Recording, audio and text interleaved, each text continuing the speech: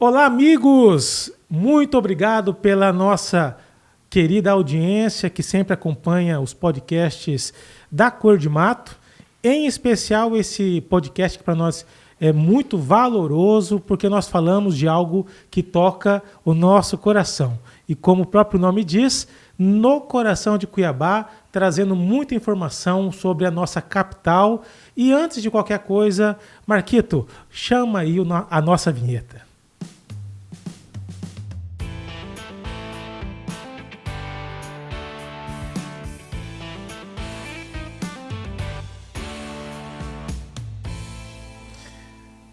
É isso aí. Agora já vestido dos meus olhos para apresentar a minha co-anfitriã. Aliás, antes de apresentar a minha co-anfitriã, preciso também me apresentar porque nesse podcast em especial eu estou fazendo hoje as vezes do meu irmão Josias, que normalmente conduz junto com a nossa co-anfitriã. Como se ninguém já soubesse o nome, né? Mas enfim... que é a nossa especialista, doutora, nossa mestre, e, enfim, ela é tudo quando se fala especialmente do assunto turismo. E nesse podcast a gente fala exatamente dessa temática. É um projeto que para nós tem um valor muito grande, porque a gente, como eu já disse, fala da nossa cidade, eu em especial, que sou cuiabano do pé rachado, mas para aqueles também que são cuiabanos de coração, que hoje são cuiabanos porque receberam essa honraria de se dizer cuiabano. E para que esse podcast possa acontecer, naturalmente, nós precisamos agradecer à Secretaria de Desenvolvimento Econômico do Estado de Mato Grosso, através da sua Secretaria Adjunta de Turismo, com quem o Instituto Cor de Mato firmou um termo de parceria para que pudéssemos executar esse projeto tão importante. Essa que, tenho certeza, será apenas a primeira fase de muitas outras que ainda virão. A gente, quanto mais fala sobre o projeto, mais percebe que tem muita coisa para ainda ser construído. E, sem perder, então, tempo, pedir para você que ainda não é inscrito no nosso canal, dá essa moral para a gente, se inscreve, marque o sininho, porque dessa maneira você diz ao algoritmo que o nosso conteúdo é de valor e faz com que esse conteúdo chegue ainda mais longe e contribui para todos os projetos que o Instituto Cor de Mato toca. Sem perder tempo, então, quero chamar aqui a minha querida doutora Rejane Pasquale. Seja bem-vinda, obrigado por me permitir dividir essa bancada com você hoje. Imagina, para mim que é uma honra. Então, eu sou a Rejane Pasquale, sou turismóloga e neste projeto, no Coração de Cuiabá, né, sou a turismóloga responsável pela criação aí do circuito turístico no Coração de Cuiabá, que contém 5 roteiros turísticos e é uma honra estar nesse projeto e também uma honra estar em mais um podcast do projeto e hoje com o Joey, meu querido, que está conduzindo. Sempre Josias, mas hoje estamos com cara nova. É isso. A condução é nossa, mas, por favor, faça às vezes, sempre que necessário, porque o assunto aqui você domina. Farei. Bom, o nosso convidado de hoje, que vocês já devem ter visto aí na thumbnail do nosso podcast, mas é uma pessoa que nos engrandece muito pela sua presença. Ele que tem uma história junto a Cuiabá, junto à municipalidade, em especial junto ao Centro Histórico de Cuiabá. Ele tem enfim, ele vai contar um pouco da sua história. Nós estamos aqui com eu não sei se eu chamo senhor, com você mesmo. Nós estamos aqui hoje com o seu Francisco das Chagas Rocha. Rapidamente aqui, só alguns títulos, porque se a gente for ler todo o currículo dele aqui, a gente vai perder uns 40 minutos só lendo. Mas, enfim, o seu Francisco, que é graduado pela Universidade Estácio de Sá, licenciatura em História, está em andamento, mas é bacharel em Turismo pela instituição IFMT, também em andamento? Também, ao mesmo tempo? Gosta de estudar, né? Joey, você sabe que... Francisco faz parte do projeto No Coração de Cuiabá, na verdade, desde o começo, desde as primeiras reuniões lá no IFMT, Francisco já fez parte. Já estava lá. E aí lá ele faz parte como aluno, né, Francisco? Então mesmo. ele contribui de todas as formas. E aí, assim, para fazer um elogio já ao Francisco, como é bonito ver alguém que não para de estudar, né? Eu digo a mesma coisa. A gente, às vezes, se limita por conta de inúmeras razões. Uma delas, a idade. A gente acha que passa de uma idade, agora eu não preciso mais estudar, ou eu não quero mais. E eu falo porque eu estou com 46, estou estudando agora inglês, porque senti a necessidade. E quanto mais a gente vai embrenhando nos estudos, mais vontade tem de continuar estudando. E mais a gente sabe que não sabe nada, não, né? Não vou nem entrar nessa linha, porque daí a gente vai se perder. Seu Francisco, se me permite, seu Francisco, né? Porque meu pai chamava Francisco também, então já vai apelido era seu Pelé. Mas, seu Francisco, o nosso bate-papo aqui, ele não tem formalidades, né? E a gente gosta muito de, antes de entrar especificamente na temática turismo, de conhecer um pouco dos nossos convidados. Aqui, antes de iniciar, o senhor já estava contando aí que o senhor veio do Rio Grande do Norte, mas mais do que eu falar, eu acho que o senhor, primeiro, cumprimentar a nossa audiência, seja muito bem-vindo a esse espaço. De fato, é uma honra tê-lo aqui conosco. E, além de cumprimentar a audiência, falar um pouquinho já aí de quem é Francisco Chagas das Chagas Rocha. Isso. Quase que não saiu. É uma honra muito grande estar aqui participando desse podcast. Eu sou Francisco das Chagas Rocha. É um nome até que tem tudo a ver com a religiosidade do norte rio-grandense, né? Porque a minha avó ela era devota de São Francisco. Então ela pôs o meu nome de Francisco. Eu tenho uma outra irmã que chama-se Francisca das Chagas Rocha, quase igual ao meu nome, né? Eu nasci na cidade de Cruzeta, é uma cidade no Seridó, lá do Rio Grande do Norte. E com um mês de nascido eu fui morar na cidade vizinha, Acari. É uma cidade de mais de 300 anos. Ela tem o título da cidade mais limpa do Brasil.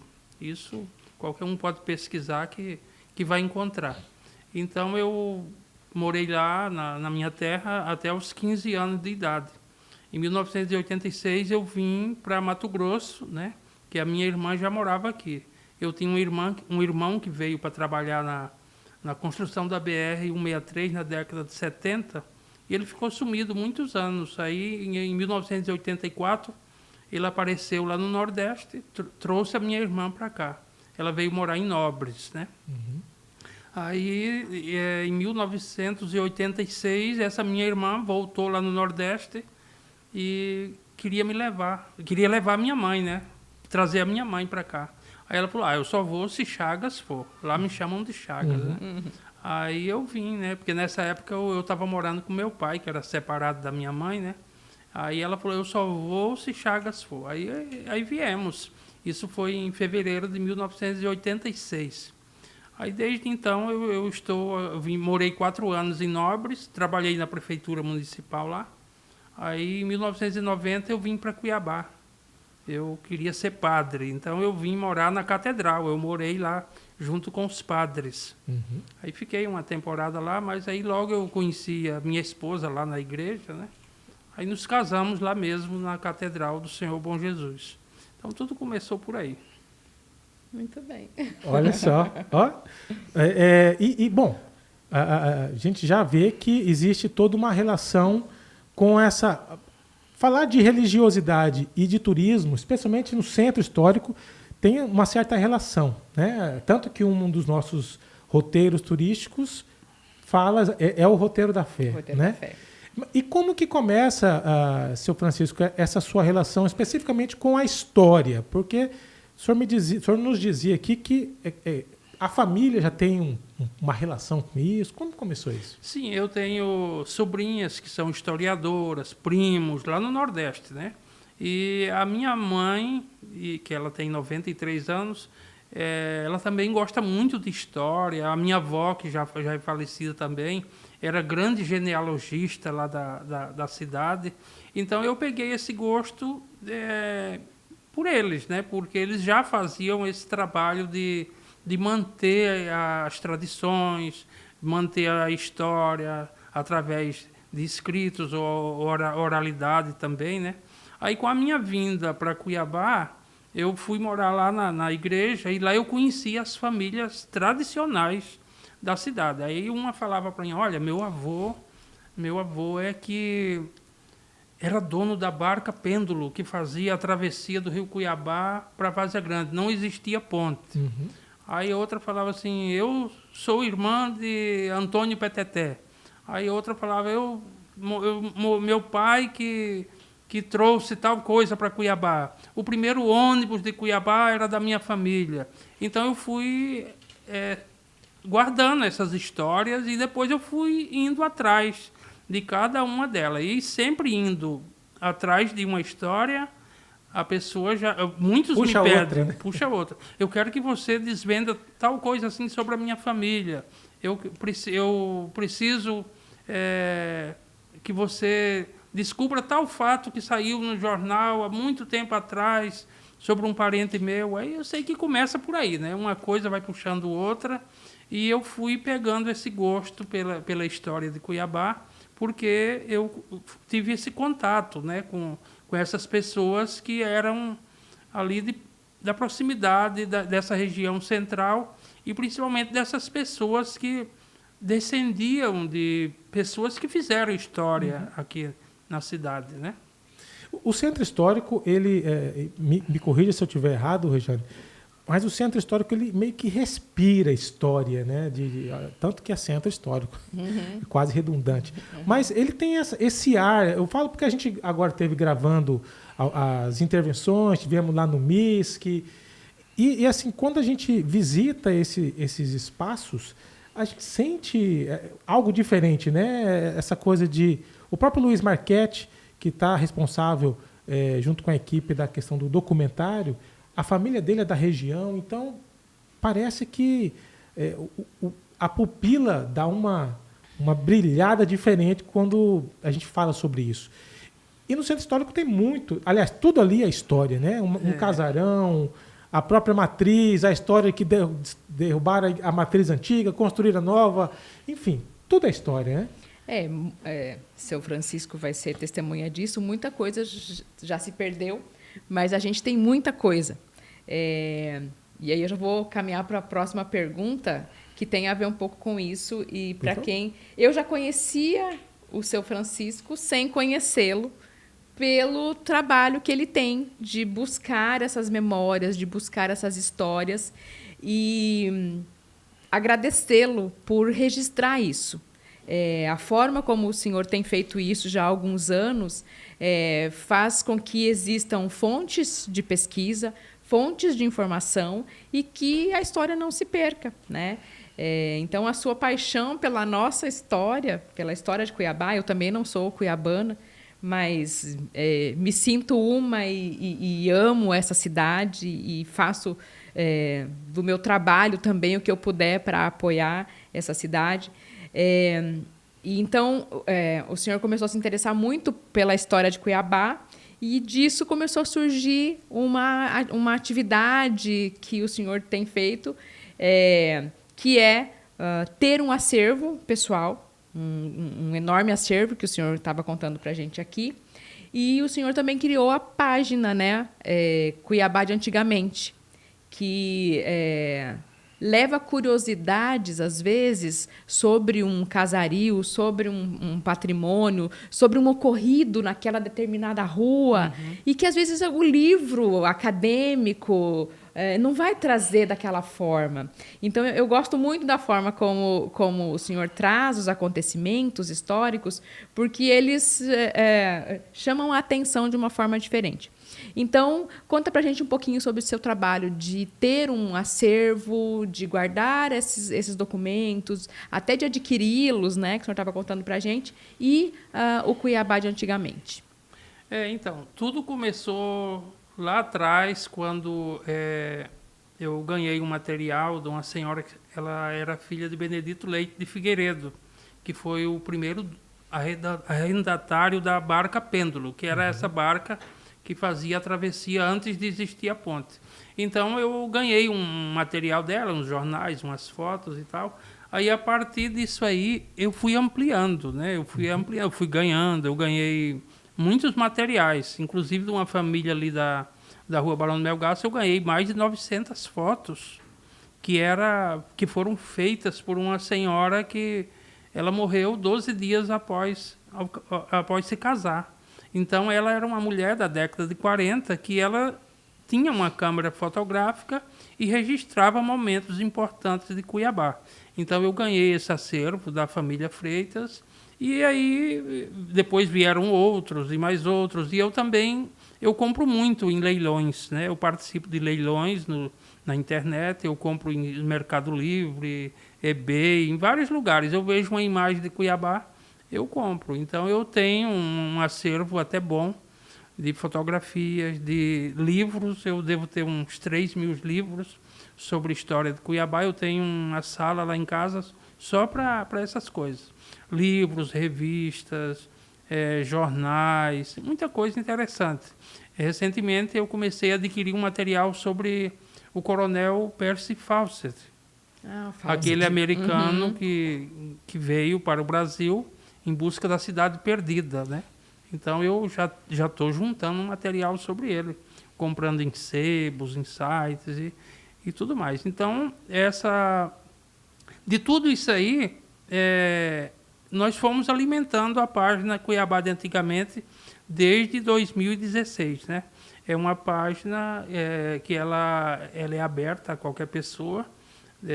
Eu administro e tem mais 3 pessoas que são moderadores que nos ajudam a aprovar ou não determinadas publicações. É um trabalho muito grande, porque a página tem 206 mil membros, né?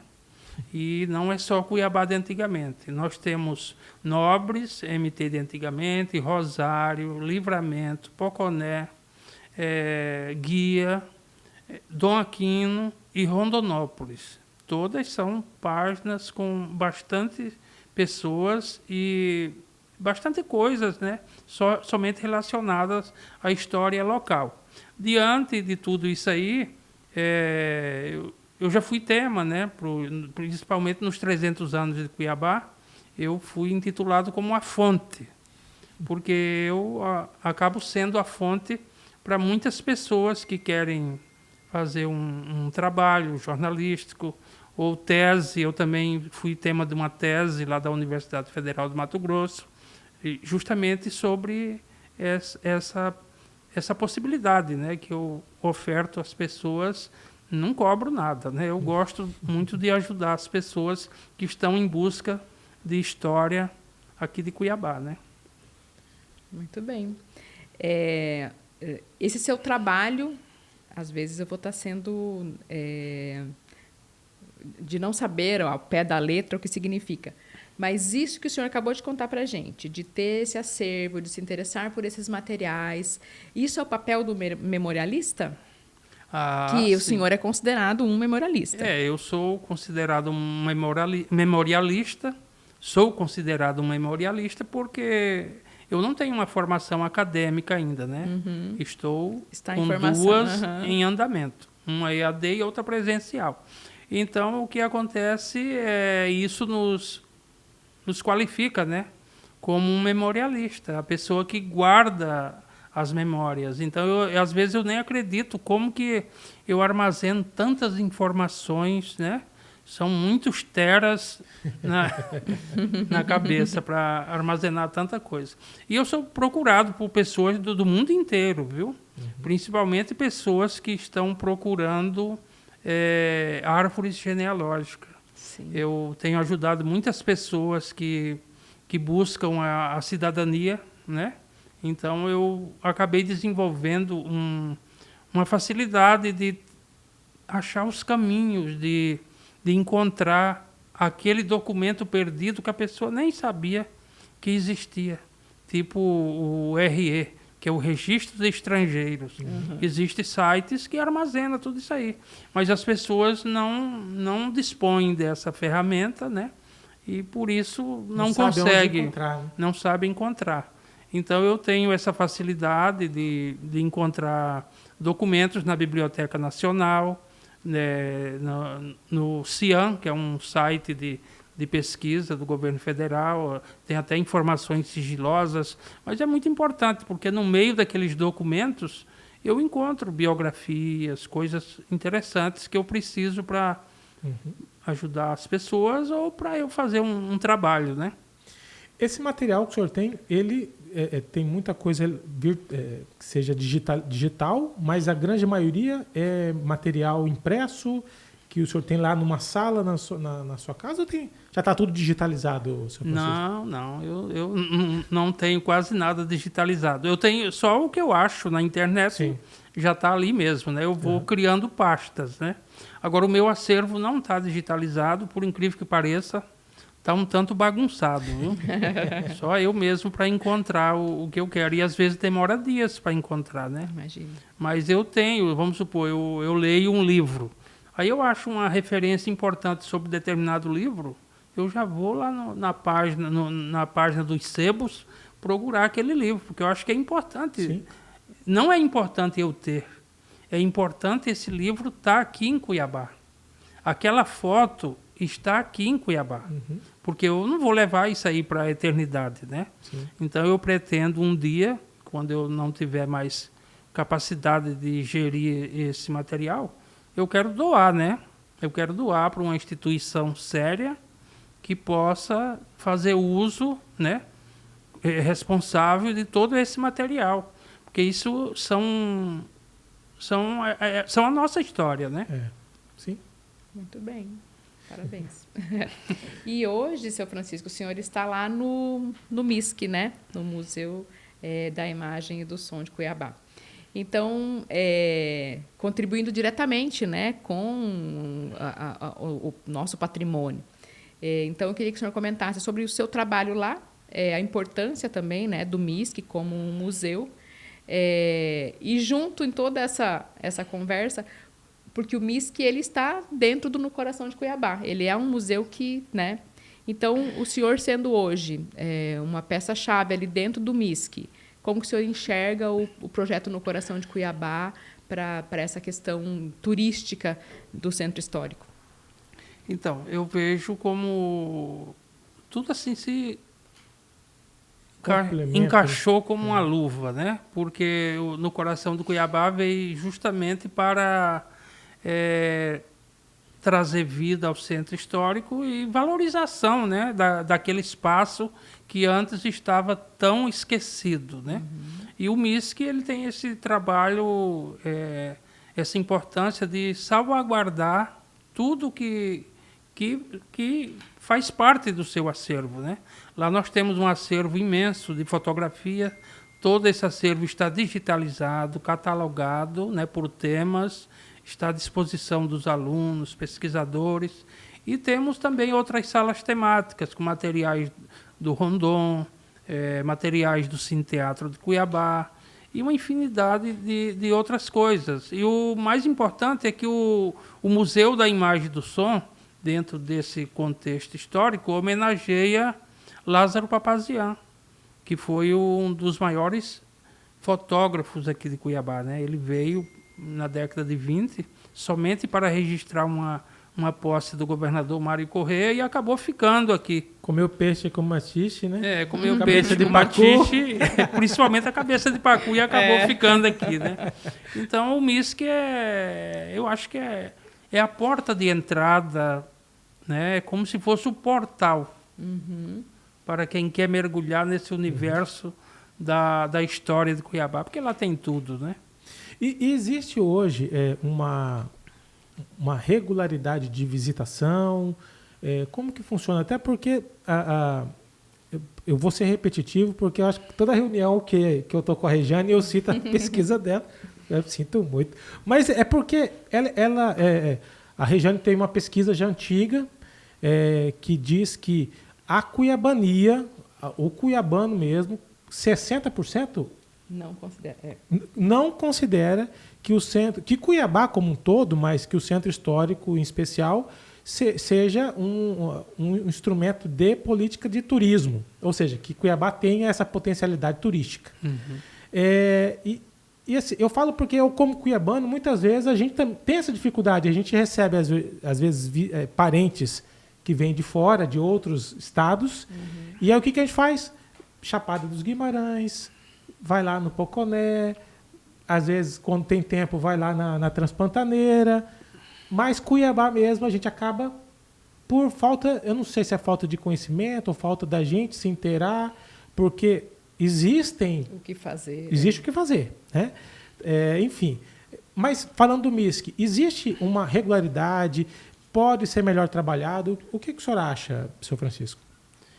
O MISC ele é muito visitado, né, por estudantes, pessoas de outros países, pessoas de outros estados, né? Não temos assim uma visitação grande de pessoas que não sejam, assim, como se diz, de escolas ou de outros estados, visitantes locais, né? Os que nos visitam com maior frequência são esse grupo, esse né? grupo aí, né? Mas aí é que entra a importância do projeto No Coração de Cuiabá, né? Porque eu, como coordenador lá do museu, eu percebi o seguinte, que a partir desses eventos que aconteceram lá, nós tivemos um número maior de visitação. Então tem vindo pessoas que até da própria cuiabania estão começando a frequentar o MISC, coisa que antes nós não víamos, né? A gente sempre tem falado do resultado do No Coração de Cuiabá, né? Do que o projeto vai trazer. A gente vai entregar 5 roteiros estruturados, a gente vai entregar os eventos culturais, tem um monte de entregas. Mas tem uma que ela fica muito evidente para a gente, tem a ver com o que o São Francisco está falando, que é da publicidade, porque o que a gente já tem, o que já funciona. Assim como o MISC e outros estabelecimentos, outros espaços, outras instituições dentro do centro histórico já funcionam e funcionam muito bem. Mas a gente não conhece e a gente não tem essas informações todas reunidas dentro de um olhar turístico. Mas quando a gente fala de um olhar turístico, a gente fala de um museu e relaciona isso com o turismo, a gente está falando de um turismo que é para nós mesmos também. Claro. Então, o cuiabano visitando os espaços que são da memória, da história, e valorizando.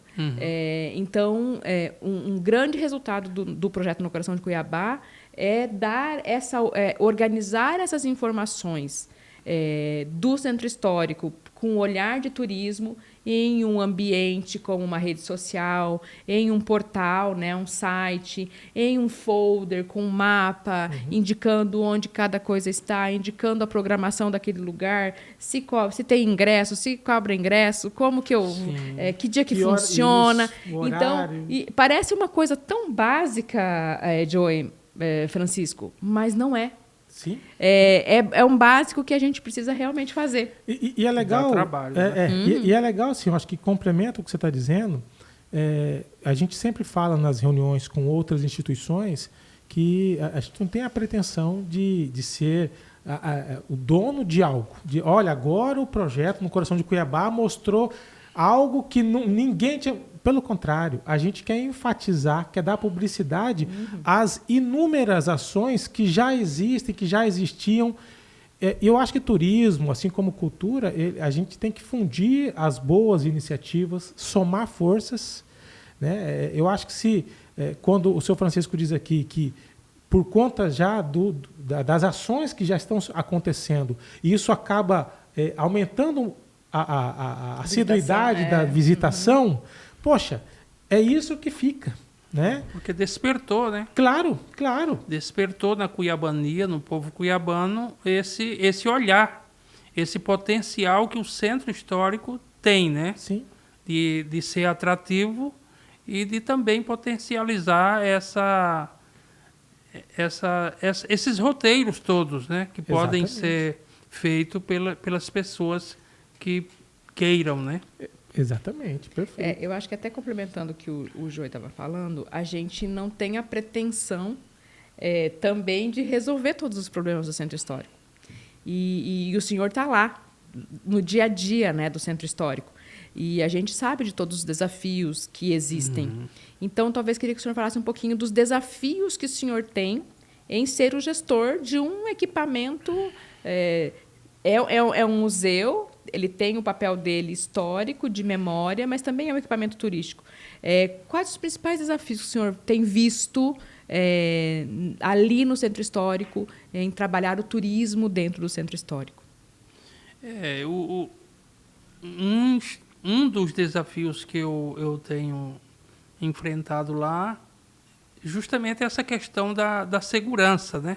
Porque as pessoas muitas vezes deixam de visitar o museu porque tem medo, às vezes, de ser abordado por algum meliante ali no centro, mas agora nós já estamos tendo um efetivo melhor ali naquela região, que tem procurado trazer segurança, né? Mas e um dos maiores desafios também que nós enfrentamos ali no museu, até como um lugar que guarda todas essas memórias e essas histórias e sentimentos da nossa Cuiabá, é justamente trazer mais alunos, né? Então, nós precisamos de parcerias com a Secretaria de Educação, outras secretarias, para que possam estar mostrando o que nós temos a oferecer ali no Centro Histórico de Cuiabá. Porque muitas vezes uma visita no MISC não termina só ali no MISC. Às vezes nós vamos na igreja contar um pouco da história, nas ruas, né? Fazer caminhadas, tudo isso aí.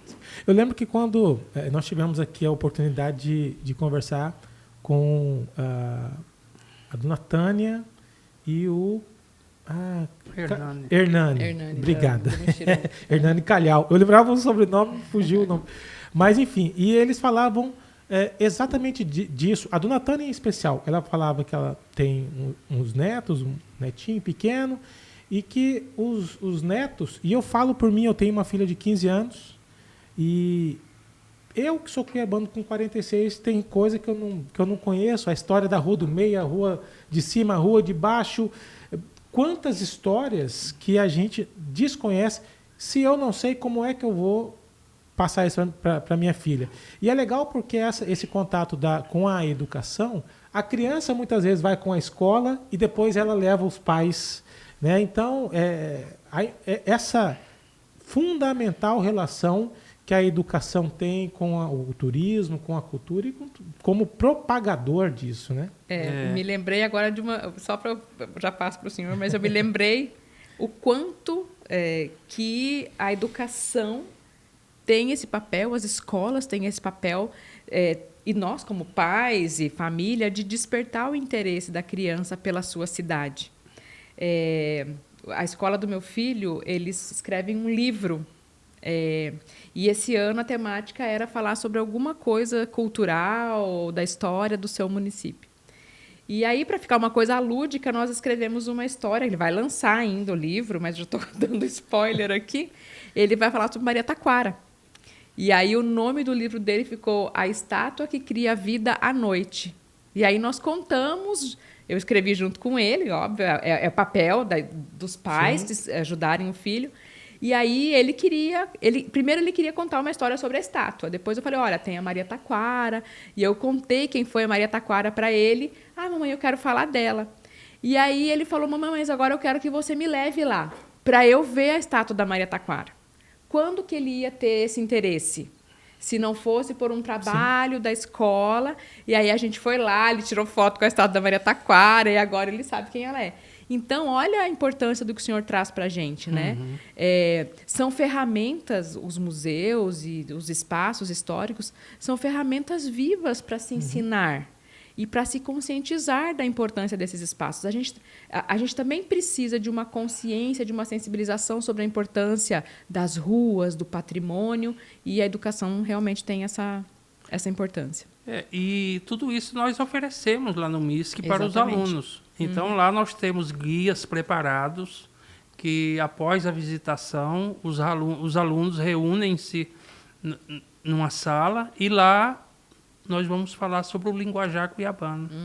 Nós vamos falar sobre Maria Taquara, sobre Zé Bolo Flor, Antônio Peteté, sobre a comida e, principalmente, sobre os ritmos, né? O cururu, o rasqueado. Então, lá nós temos o guia que toca violão, ele toca o rasqueado, ele ensina para as pessoas como que surgiu esse ritmo aqui em Cuiabá. Então, o museu, além de ser um guardião dessas memórias, ele também fornece essa educação histórica para as crianças que nos visitam. Maravilha, parabéns pelo trabalho. Não só crianças, né? Adultos também, né? Que vão lá e aprendem. Joy, mas você sabia que eu mais até agora a conversa está ótima, mas o seu Francisco ele é excelente em uma coisa, em trazer curiosidades e causos e personagens desse centro histórico. Então, eu queria, seu Francisco, que o senhor compartilhasse com a gente assim, quais histórias o senhor tem mais que são mais curiosas em o senhor nos contar. O senhor falou bastante aí de Antônio Peteté. Conta pra gente um pouco quem são esses personagens mais icônicos, e histórias e lendas dessa Cuiabá de antigamente. Então, eu gosto muito dessas particularidades, né? E quando eu encuco com a coisa, eu vou atrás, né? Então, principalmente, recentemente, em 25 de abril, completou 100 anos do desaparecimento do coronel Percy Fawcett. É um inglês que veio para o Brasil, ele incutiu que ele ia encontrar uma cidade perdida, né? Uma Atlântida, a cidade Z. E ele fez 3 excursões aqui para Mato Grosso. E ele, na terceira, ele desapareceu, que foi em 1925. E lendo alguns desses livros que eu fui adquirindo e fazendo pesquisas na hemeroteca, eu encontrei o nome do hotel, né, onde ele ficou hospedado. Aí eu já tinha lido uma entrevista antiga de uma senhora chamada Dona Marianinha de Figueiredo Barros, que ela era esposa do seu Antônio Lucas, aquele que dá nome a Lucas do Rio Verde. Né? Então, eu encontrei que esse senhor, o Fawcett, ele se hospedou no Hotel Gama, que é ali na Pedro Celestino. E esse imóvel depois foi adquirido por essa família, a Dona Marianinha, né? Aí eu pedi permissão à família e consegui entrar lá por trás e tal. A casa está intacta, inclusive o quarto onde ele ficou, né? Tá lá, tá tudo perfeitinho. Então isso aí é uma história super interessante, né? Que eu consegui comprovar que esse personagem, ele esteve ali, ele percorreu as ruas de Cuiabá, ele andava pela Praça Lencastro, ele frequentava a casa de historiadores, ele fazia sessões cabalísticas lá nessa casa. Então isso foi muito interessante. Inclusive, recentemente foi lançado um livro sobre uma senhora italiana. Ela lançou um livro contando essa história do coronel. Aí ela até duvidou de mim, ela falou assim, ela ficou sabendo que eu fiz um artigo sobre essa passagem dele por Cuiabá. Aí ela falou, mas como que ele consegue comprovar que esse lugar foi aonde ele ficou? Mas, infelizmente, eu não tive como entrar em contato com ela para dizer como que eu cheguei a essa conclusão. E são outras histórias aí que a gente vai desvendando dia a dia, né? Tem que ter uma certa paixão para essa coisa quase de uma certa espionagem, de buscar nos mínimos detalhes. Isso faz parte do contexto do historiador, seu Francisco? O que o senhor Isso é um trabalho investigativo, né? Investigação. É investigativo. Recentemente eu estou fazendo um trabalho, até estava conversando com você sobre o necrotour, né? Que eu gosto muito de frequentar cemitérios, né? Porque eu acho super Faz interessante. turismo em cemitério, gente.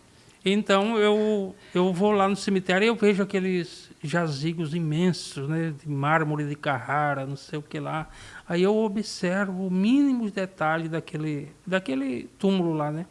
E de repente eu procuro lá nos anais da história e eu não vejo nada sobre aquela personalidade tão importante, né, que está sepultada ali naquele túmulo tão caro, né, que deve ter custado na época, né? Aí eu começo a montar a biografia daquele cidadão. Aí é onde que entra esse trabalho de formiguinha, né? Aí eu tenho acesso aos documentos da Cúrias que estão digitalizados. Aí lá eu encontro o processo de casamento, que a pessoa deu entrada para poder se casar. E nesse processo todo está uma boa parte da biografia da pessoa. Aí depois nos jornais você encontra o dia que ele casou, como que foi a festa do casamento dele, quem foi ele na história política de Mato Grosso, né? Aí depois você acessa uma outra plataforma que você tem contato com as certidões de batismo, casamento e óbito, né? Aí lá você encontra o óbito daquela pessoa que está lá, né? Do que ele morreu, que dia que ele morreu, né? Entendeu? Então, aí, a partir de tudo isso aí, você monta um histórico daquela pessoa. E eu faço isso, eu já tenho vários catalogados, né? Olha só. Quando eu tenho tempo, eu vou lá. Esses dias até encontrei meu professor lá, fiquei entusiasmado de vê-lo com tantos alunos fazendo esse tipo de turismo, né? E é o professor que é parceiro aqui do projeto, o professor Daniel. Professor Daniel. Mas eu comentei aqui nos bastidores, conversando com o seu Francisco, que o turismo em cemitérios, ele é real. E isso acontece principalmente em túmulos, né, de personalidades históricas. E aí eu comentei sobre... Hoje eu não botei esses números, mas um dia eu já tive na minha cabeça que o túmulo do Jim Morrison, em Londres, recebe mais turistas, possivelmente, que o Brasil recebe internacionais em um ano, né? Então, existe realmente esse tipo de turismo, né, seu Francisco? As pessoas gostam de, sei lá, de sentir que estão próximo, né? Ainda que seja passando pelo túmulo, ou passando por um casarão onde alguém viveu e tudo mais, né? É gosto, né? Eu gosto muito de cemitério. Mas, assim, mais alguma personalidade, assim, da história cuiabana, da cuiabania, que o senhor queira destacar aí, uma curiosidade histórica, alguém que lhe vem à mente, assim? Você me permite, o senhor tem um livro que fala da história do Zé Boloflor. Eu escrevi um livro sobre Zé Boloflor. Zé Boloflor, eu comecei a escrever esse trabalho porque eu conheci os familiares dele, né? Zé Boloflor, ele era filho de um senhor que dá nome a uma importante rua de Cuiabá, Rua Américo Salgado. Esse era o pai dele, né? Mas ele foi criado à margem da sociedade, virou andarilho, né? Dormia em qualquer lugar, até nas calçadas, mas ele era um cara que ele queria participar muito dos programas de rádio, porque ele era músico, ele era compositor, né? Uhum. Então ele fez diversas marchinhas de carnaval, diversas músicas que estão aí no cancioneiro popular. Então foi por isso que eu resolvi escrever. Eu tenho vários livros em andamento, mas infelizmente a gente encontra falta tempo, né? E eu fiz um trabalho sobre quase todos os personagens folclóricos de Cuiabá, né? Ontem mesmo eu encontrei a certidão de óbito do Antônio Peteté. Então ninguém sabia onde esse homem estava enterrado. Nunca se achou o túmulo dele. Então eu já achei.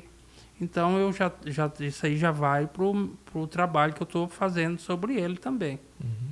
E assim a gente vai valorizando essas pessoas que, de alguma forma, ficaram aí no imaginário popular.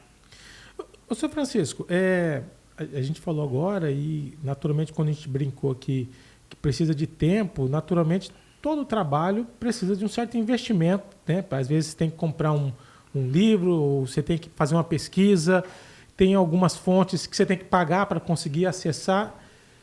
E a gente sabe que o senhor, como a Regiane bem disse, o senhor tem a página ela está no Facebook, Facebook e Instagram.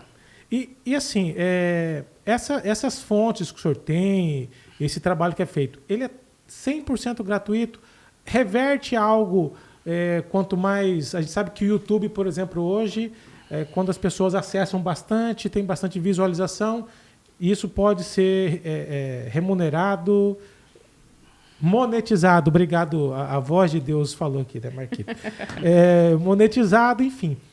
E existe isso, o trabalho que o senhor faz hoje sai tudo do bolso do senhor mesmo e às vezes alguém quer ajudar. Como que o senhor consegue fazer? Olha, muito importante a sua pergunta. Eu não recebo um tostão de ninguém, né? Para fazer o meu trabalho, eu faço com o meu próprio esforço, com o meu próprio dinheiro.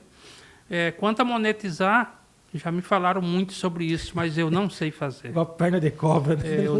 Eu não sei fazer, inclusive eu faço vídeos aí bem amadores e quando eu vejo já está em 20 mil visualizações, não sei quantas mil visualizações, mas eu não sei, infelizmente, eu não sei monetizar, porque precisa de um código, não sei do que lá, e eu não sei como proceder para fazer isso aí. Então, todo esse trabalho que é feito é às minhas custas mesmo, né? Eu não tenho retorno nenhum, infelizmente, né?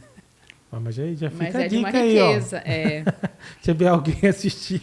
Se alguém estiver assistindo aí e quiser me ensinar como monetizar, né? Porque claro.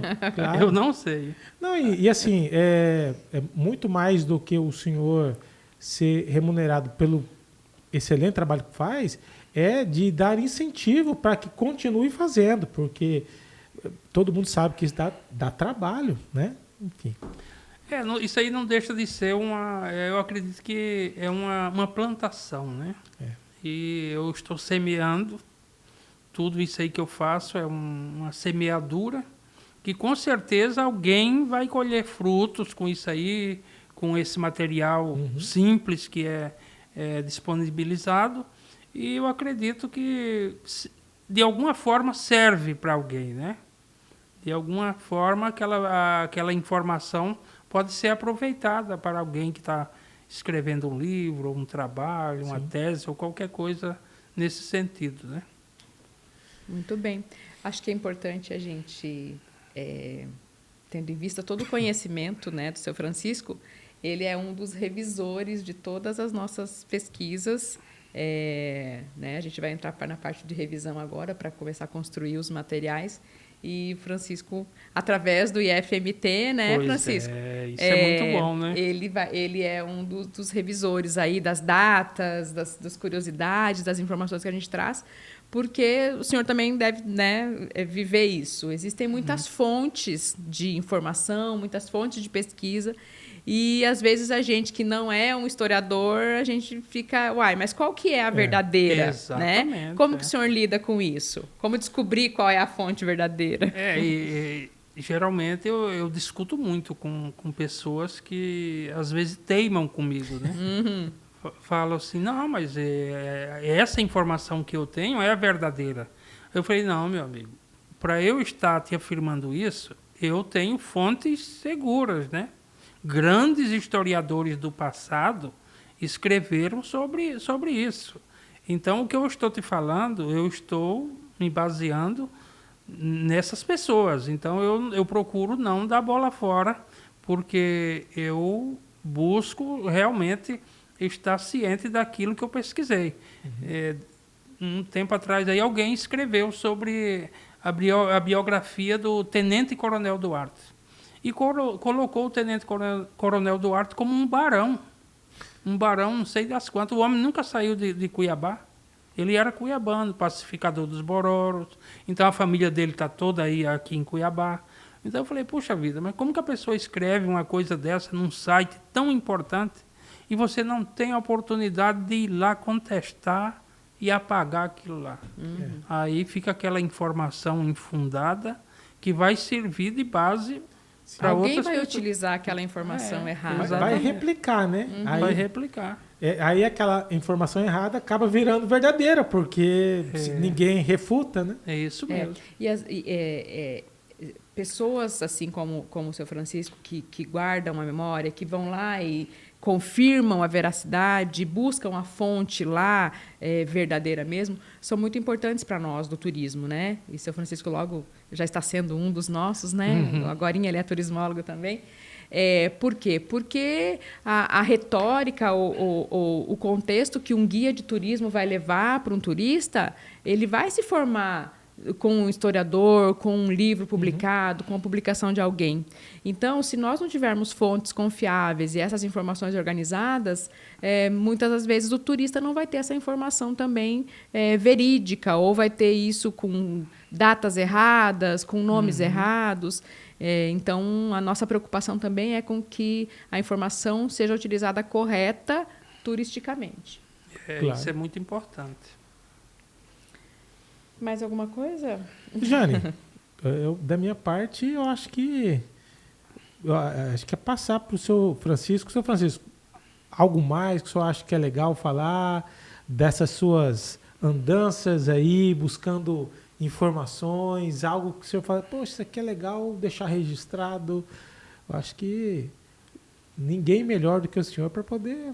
Eu acho que foi muito bom estar aqui, falar um pouco, né, desse trabalho que a gente desenvolve aí. E eu quero dizer que estou sempre à disposição de vocês e qualquer pessoa que me procurar e estiver em busca de algumas informações e eu puder ser útil, será um prazer atender. Quanto a esse trabalho aí, resgatando essas histórias, eu continuarei, né? Enquanto eu tiver força, né? Estamos aí para valorizar a nossa cidade. O senhor está jovem demais ainda. Nada. Agora é importante aproveitar a oportunidade. Quem quiser visitar o MISC, como é? Ele tem um horário que ele fica... Isso vai compor uma das nossas rotas, mas até que isso aconteça, quem quiser hoje visitar o MISC, tem um horário certo que ele fica aberto, tem dia da semana, ou tem que ligar, agendar? Como que funciona? O MISC ele funciona de segunda a sexta, das 9 às 17 horas, não fecha para almoço, né? Qualquer pessoa que quiser ir lá, estamos de portas abertas para recebê-los. E as escolas, elas nos visitam, mas antes fazem um agendamento, né? Esse agendamento é feito lá na Secretaria de Cultura, lá no protocolo, e depois nos é repassado e nós ficamos no aguardo desses grupos escolar que vai nos visitar. Perfeito. Até para poder organizar toda a equipe. Perfeito. Então, de segunda, você que está nos assistindo, de segunda a sexta, das 9 às 19 horas. Às 17. Às 17 horas. Então, não fecha para almoço, não é cobrado nenhuma taxa para poder entrar, né? Nada. Quem quiser levar um pão de queijo, o seu Francisco ajuda a comer. Né? Ajuda. Um cafezinho, se levar, também ajuda a beber. E atendemos também grupos que muitas vezes querem visitar o MISC no sábado. Eu vou lá e abro. Aí tem que fazer também o trabalho do agendamento lá na Secretaria Municipal de Cultura para poder receber. Isso, exatamente. Perfeito. Eu acho que fica a dica para as escolas privadas de Cuiabá. Eu acho que é uma oportunidade fantástica de mostrar um pouco desse contexto histórico, né? De ter esse contato também com o seu Francisco, que a gente percebe essa paixão de não só ter o conhecimento, mas de compartilhar o conhecimento, as experiências. Ele já está preparando, vai começar a fazer o roteiro turístico dos cemitérios de Cuiabá para visitar. Acompanhe aí os canais. Então, brincadeira. Junto com o professor Daniel. Né? Aí, exatamente. Mas eu acho que é legal deixar, não sei se o senhor quer deixar, de repente, o canal do senhor, ou se alguém quiser saber, ter a sua consultoria sobre história de Cuiabá, também eu acho que é legal o senhor falar agora aí o endereço no Facebook, no Instagram, enfim. Sim, no Facebook é Cuiabá MT de antigamente e no Instagram é @Cuiabá_de_antigamente. Mas é só escrever lá Cuiabá de antigamente que já aparece, porque tem muita coisa. Né? Eu até fiz um teste aqui, então quem estiver nos vendo, se for no Google e escrever Cuiabá de antigamente, vai aparecer lá o Facebook e vai aparecer o Instagram. Então, no próprio Google você consegue fazer a busca. É muito fácil esse encaminhamento. Para poder fazer parte do grupo, você requer a inscrição e alguém analisa e depois que autoriza, né? Exatamente. A pessoa pede para entrar, né? No Instagram não, é livre. Mas no Facebook a pessoa pede para entrar. Aí nós analisamos e aprovamos, ou não, né? Porque também tem muitas lojas, muitas pessoas quer fazer propaganda que lá, querem né? fazer propaganda, então isso aí não é permitido. Perfeito. Então, eu lembro que quando eu pedi lá, demorou uns 2-3 dias e tal. Porque o volume é muito grande de gente. Muito grande. E parabenizá-lo pelo trabalho, inclusive. Vira e mexe eu recebo aqui e falo, cara, olha como que era. O centro da cidade. É legal demais. Acabei de entrar aqui, 207 mil aí, tá vendo? membros. Já está em 207 mil, né? É muita gente, seu Francisco. Muita gente. Parabéns pelo seu trabalho. É motivador. E ainda mais uma pessoa que não é daqui se interessar tanto pela história, pela memória. Mas o senhor já se sente cuiabano, né? Já sim. é cuiabano. Eu sou cidadão cuiabano. Né? Já tem então, cidadão. o grupo Cuiabá de antigamente ele é muito importante, porque ele é uma ferramenta de busca fantástica. Lá tem um campo que você preenche o que você está procurando sobre Cuiabá e tem quase tudo lá que você quer saber. Então, as pessoas usam o Cuiabá de antigamente para localizar parentes de alguém que fez parte de algum contexto histórico, né? Então, é muito importante esse canal para aproximar as pessoas das informações. Isso mesmo. Perfeito. Seu Francisco, quer mandar, então, aí, cumprimentar alguém, agradecer? Acho que vamos fazer uns encaminhamentos, né, Rejane? Por favor. Em primeiro lugar, é agradecer a vocês, agradecer ao projeto Cor de Mato, né, que eu tenho a honra de ajudar também, né, de poder ser útil, né, nesse projeto tão maravilhoso. E quero mandar um abraço para a minha família, minha esposa, meus 4 filhos e uma neta, né? Então, mandar um abraço carinhoso para meus colegas e professores lá do IFMT, que eu tenho um grande apreço. E dizer que estou sempre à disposição de todos. Isso aí. Rejane, quer fazer o encerramento ou encerra aqui? Eu vou fazer minhas palavras e aí você encerra. Fala aí. Agradecer então, né, seu Francisco, por estar aqui hoje, né, aceitar o nosso convite de vir gravar o podcast tão cheio de boas informações. Essa é a intenção do podcast, né? Gerar conteúdo e que as pessoas fiquem conhecendo, né, o que o senhor tem aí de acervo e como acessar isso. Então, isso é muito importante. E também por fazer parte do projeto já lá desde o começo e ser uma pessoa que realmente contribui com qualidade dentro do projeto No Coração de Cuiabá.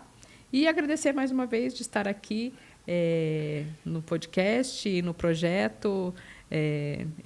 A gente está caminhando para o final da primeira fase, eu já estou ficando com o coração apertado, mas a gente vai correr para conseguir a segunda fase, porque já virou uma família aqui, sabe, seu Francisco? Então, é muito bom trabalhar com o pessoal aqui da Cor de Mato e eu espero continuar. Depender de nós. Bom, em nome do Instituto Cor de Mato, a gente agradece também a sua vinda aqui, seu Francisco. E quero que conclamar a nossa audiência. Tenho certeza que alguém pode aí entender e perceber o o canhão de possibilidades que o Sr. Francisco apresenta com o trabalho que ele faz com tanto carinho, tanto amor. E, às vezes, alguém pode juntar forças com ele para poder fazer que o trabalho que ele já faz hoje com recursos próprios, de repente, possa se transformar em algo que vai se autofinanciar. Estou nem falando dele que ele esteja visando dinheiro, porque ele deixou claro aqui que o trabalho que ele faz é pelo amor, pela história, pelo conhecimento, mas por que não fazer isso e ser recompensado com a justa remuneração? Até porque, como o senhor falou, brincando, mas é uma realidade, para fazer um estudo aprofundado, demanda investimento, demanda tempo. Eu tenho certeza que se tivesse um pouquinho de aporte financeiro, o senhor talvez teria condições de já estar digitalizando esse conteúdo que o senhor tem, esse acervo gigantesco, porque isso é uma outra forma de perpetuar o conhecimento. E a internet hoje, a tecnologia, ela tem que ser usada positivamente, né? Isso mesmo. Então, fica aqui a dica e agradecer a Rejane, que está sempre conosco. Ela é a nossa guia, efetivamente, né? Quando a gente fala de turismo. Esse projeto, como eu disse lá no começo, ele de fato é muito importante porque ele vai além da questão de simplesmente fazer entregas de uma ação social, mas de fazer entrega de algo que a gente tem verdadeira paixão, que é por Cuiabá. A gente quer ajudar, junto com outras instituições, a reavivar, a trazer Cuiabá para dentro do contexto de fortalecimento turístico e para que o turista que vem para Mato Grosso conheça Cuiabá e também conheça o estado de Mato Grosso, mas especialmente conheça Cuiabá. E aí, partindo para o finalmente, agradecer mais uma vez aos nossos parceiros. Nós temos especialmente nesse projeto a parceria da Assembleia Legislativa de Mato Grosso, a parceria do Muxirum Cuiabano, da Associação Muxirum Cuiabano, da Câmara de Vereadores. Temos também do IF, que é um parceiro muito importante, que vem com os seus professores, os seus alunos, enfim, está contribuindo com o projeto. Outras instituições que estão aí também apoiando direto ou indiretamente, em especial a parceira fundamental desse projeto, que é a Secretaria de Desenvolvimento Econômico, na pessoa do secretário César Miranda, e também a Secretaria Adjunta de Turismo, na pessoa da Maria Letícia, nossa secretária de Turismo. Também temos um carinho enorme que enfim, acho que a gente está caminhando juntos e esse é o objetivo das parcerias, caminhar juntos.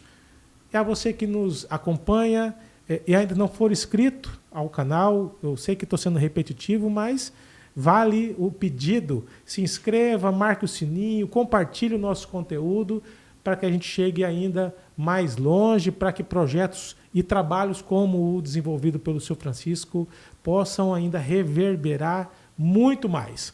Agradeço também a toda a equipe do Instituto Cor de Mato, na pessoa do Marquito, da Tayane, enfim, do Josias, da Tseli, enfim, toda a equipe Cor de Mato que está sempre empenhada em fazer as melhores entregas. Obrigado, Rejane, mais uma vez. A você que nos acompanhe, que Deus o ilumine e acompanhe. Até a próxima edição do podcast No Coração de Cuiabá, Instituto Cor de Mato. Até mais.